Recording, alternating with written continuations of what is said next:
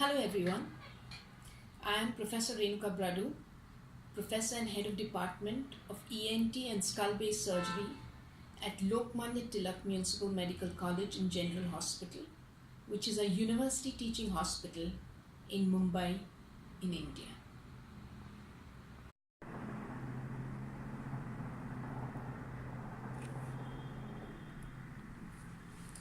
There are many classification systems for JNA, juvenile nasopharyngeal angiofibroma, and some are even in the process of being made.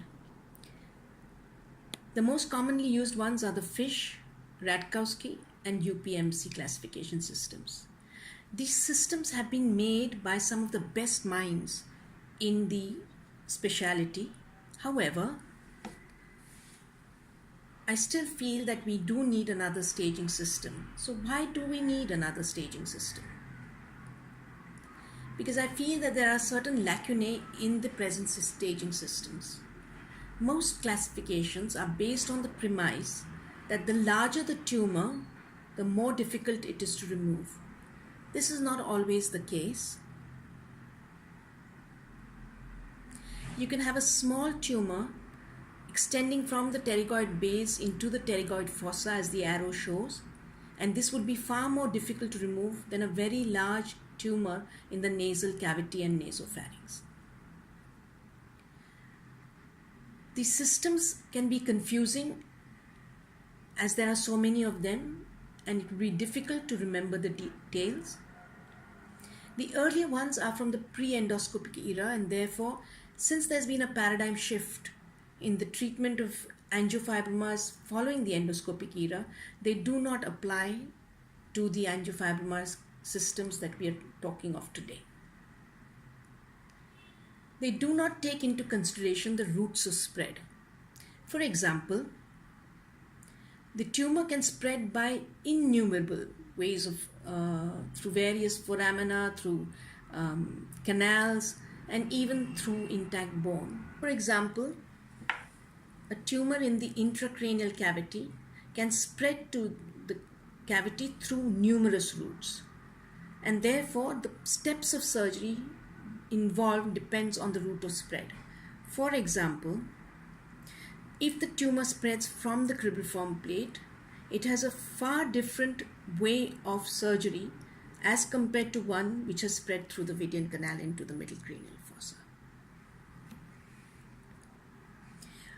All the staging systems are not standardized, and so stage 3 in one system is very different from stage 3 in another system, which adds to the confusion. We do not take into consideration the relationship of the angiofibroma with the internal carotid artery. The angiofibroma tends to coil itself around the internal carotid artery, and it can be with any part of the intracranial, with the carotid artery, right from 1, the parapharyngeal part, to 6, the paraclinoidal part. The systems, well, most of the systems do not mention the pterygoid fossa extension. This pterygoid fossa, which lies behind the pterygoid plates, can be involved by different routes, one of them being via the nasopharynx through the sinus of Morgagni over the superior constrictor to lie in the pterygoid fossa. And to try and fulfill these lacunae, we wish to talk about a staging system, the angiofibroma grid. This is more like a visual analog scale in which you can see the classification instead of trying to memorize it. This is the grid. It consists of 9 columns and 9 rows. The important columns are the first and second one. The first column mentions a region, for example, within the nose, then lateral spread, within the orbit, in the pterygoid fossa, involving the marrow spaces or the cancellous bone, intracranial spread, its relationship to the carotid, and whether there is any aberrant behavior. The second column is an abbreviation of the region. For example, the nose is denoted by the letter N, the orbit by O, pterygoid fossa by PF, and so on and so forth. The rows describe the different subregions. For example, if you take the region of the nose, the subregions would be the nasal cavity, the maxillary sinus, the sphenoid sinus, and the nasopharynx. Or if we were to take the pterygoid fossa, this describes the involvement of pterygoid fossa by the route of spread. So the pterygoid fossa could either be involved via the pterygoid base or the pterygoid wedge, or via the nasopharynx as we saw earlier. So how does one use the angiofibroma grid? It is based on the findings of the contrast enhanced CT scans and, if needed, the MRI. The grid is also divided into 5 different colored zones based on the ease of surgical resection. The light green is for small tumors which are surgically much easier to resect. The dark green are tumors that are a little more difficult. The orange zone is for tumors that are of intermediate level of difficulty. And the red zones are large tumors with extensive spread into areas which are difficult to access and therefore require greater expertise to resect. And finally, you have the gray zone tumors, which show more than 50% encasement of the internal carotid artery. These tumors have a very narrow risk-benefit ratio, and complete removal of these tumors may pose a serious threat to life or serious neurological sequelae. So these are the colored zones: the light green, the dark green, the orange, the red zone, and the gray zone. And the last one being for aberrant behavior. This is an abbreviated form of the grid using the initials, but this too can be a little difficult to memorize, and so we would suggest that you use the full grid rather than the abbreviated grid. So how do we use the grid one more time?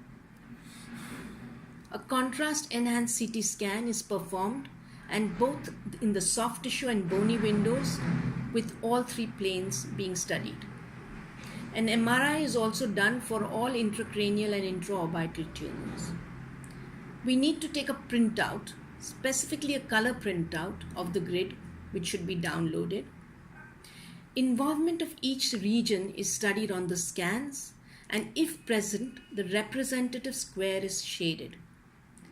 Depending on the pattern of squares shaded, the tumor is divided into a light green, dark green, orange, red, or gray zone tumor.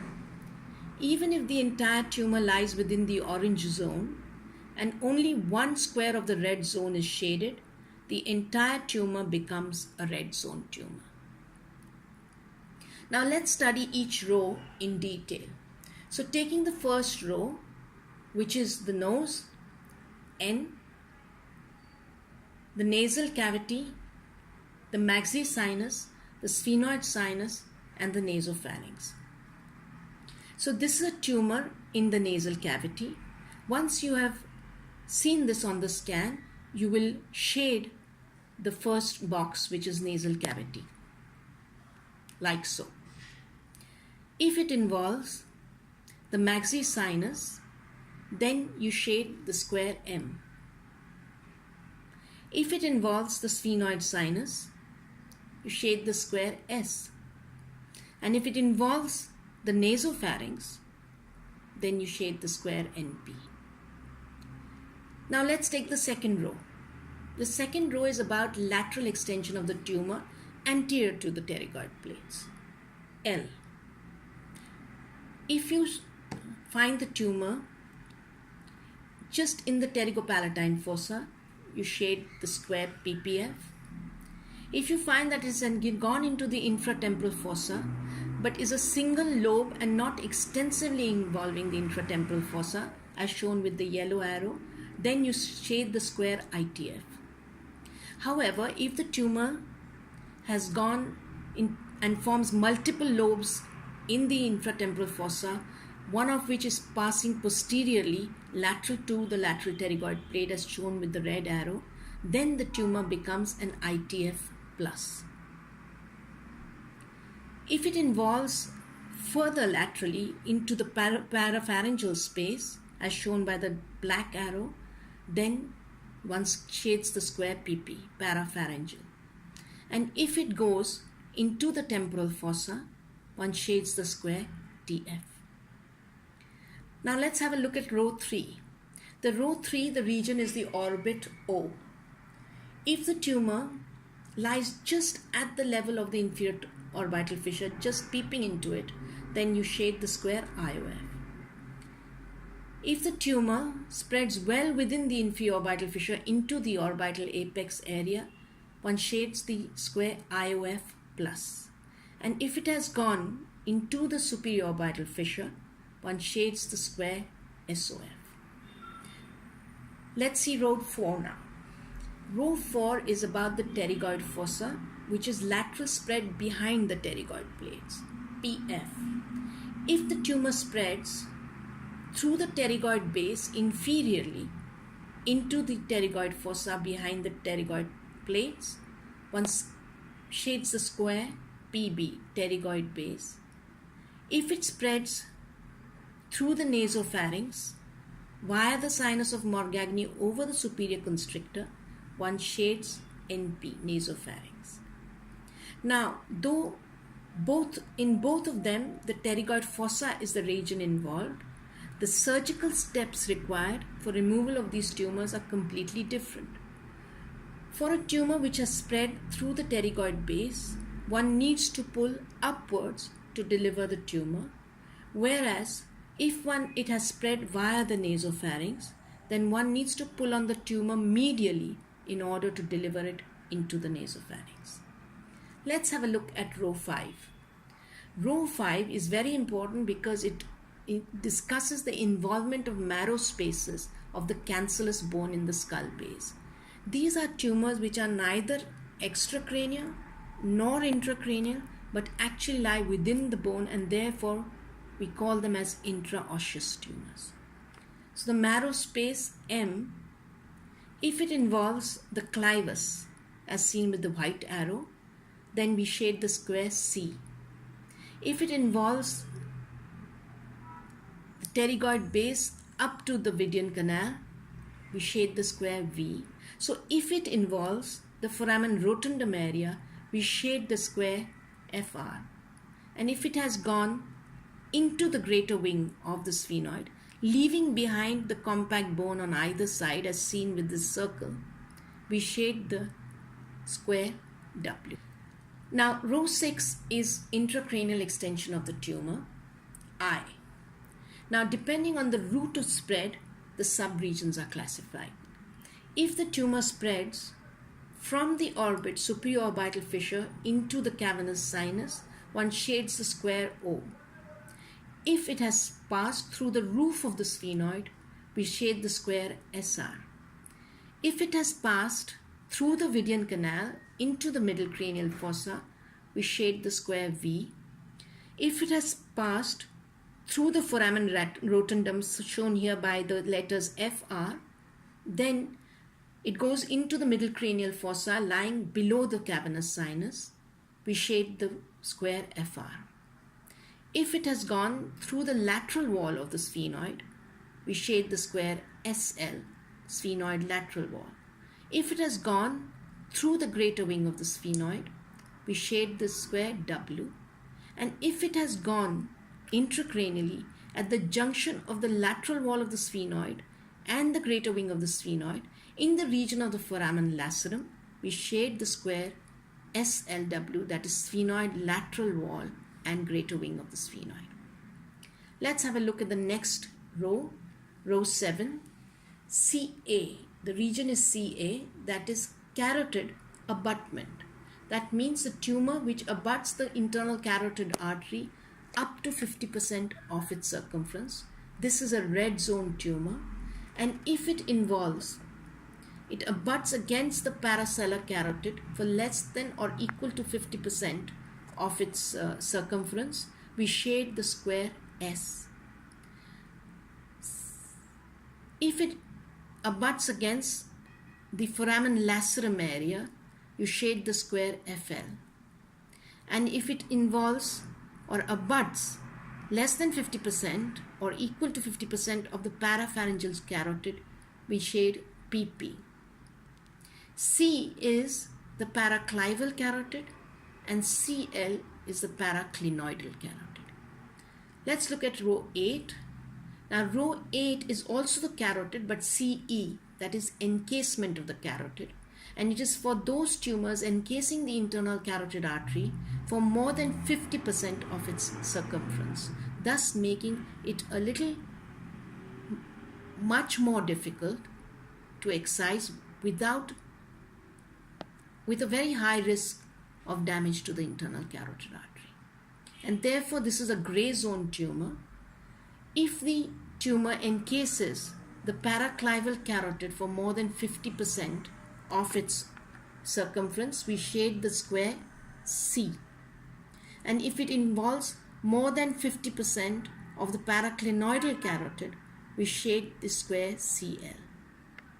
The last row, which is row number 9,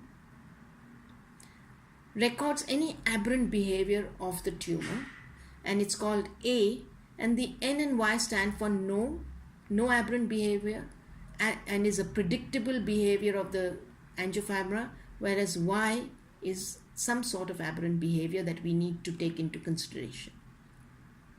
So, a cystic tumor as shown by the red circle, a tumor which has gone through the cribriform plate into the anterior cranial fossa, or a tumor which has gone into the infratemporal fossa not through the pterygopalatine fossa but through the lateral recess of the sphenoid sinus. All these are aberrant behavior, and we would shade the square Y for yes. Once one masters the grid, it is possible to represent any tumor with a series of alphabets.